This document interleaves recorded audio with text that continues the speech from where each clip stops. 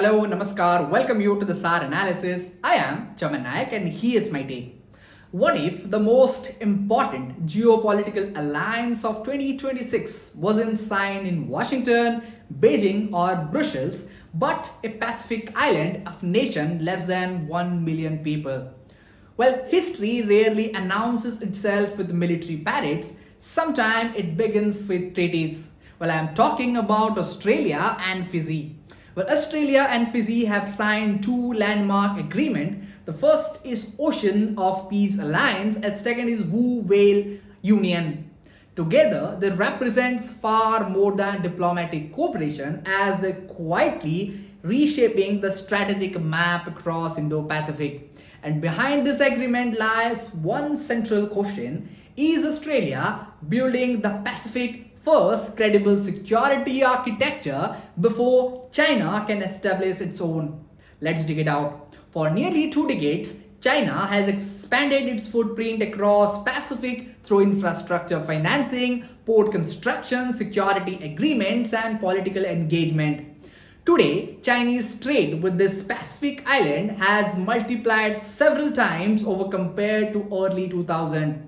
While Beijing has become one of region's largest development partners, Australia's response is no longer reactive.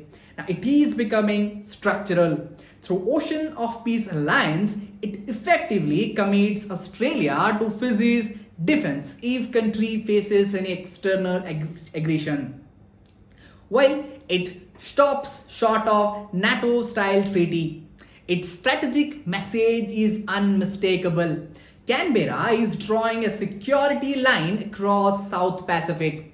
Alongside it, Vuvale Union institutionalizes cooperation in the maritime security, border management, cyber defense, policing, disaster response, infrastructure, education, and workforce mobility. Well, this significance extends beyond Fiji. Canberra has deliberately kept the framework open for the countries such as Tonga and Samoa. This is precisely how influence is sustained in geopolitics. China's challenge in Pacific has never been pure economic, it has always been strategic. The Pacific Ocean contains critical sea lanes connecting Asia with Australia and Americas. Well, it hosts undersea communication cables carrying global internet traffic, exclusive economic zones, rich in fisheries and seaboard resources. Well, if Beijing secures a permanent military across this island, it could complicate the Allied naval operation from Hawaii to Eastern Indian Ocean. Well, Australia's new strategy attempts to prevent exactly that. Instead of competing project with China, Canberra is competing through trust, through treaty commitments, and through long-term institutional presence.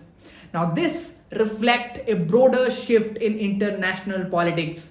Power today is increasingly measured not only by the military capability or economic sizes, but by ability to create this durable partnership that other nations willing to join. So, where does India fit into this evolving picture? Now, more than many realize, the stable Pacific directly strengthens Indo-Pacific strategy. As Australia assumes a greater responsibility in South Pacific, India can focus more effectively on Indian Ocean while expanding cooperation through frameworks like the Quad. For New Delhi, stronger Australian leadership also reduces the risk of strategic overextension by democratic maritime power. Well, this is also an economic dimension where safer sea lanes, resilient digital infrastructure, coordinated maritime governance support the supply chain on which India's export, energy imports, and emerging manufacturing ambition increasingly depend. For Indian business, this means this predictable Indo-Pacific. For policymaker, it reinforces the importance of trusted partnership.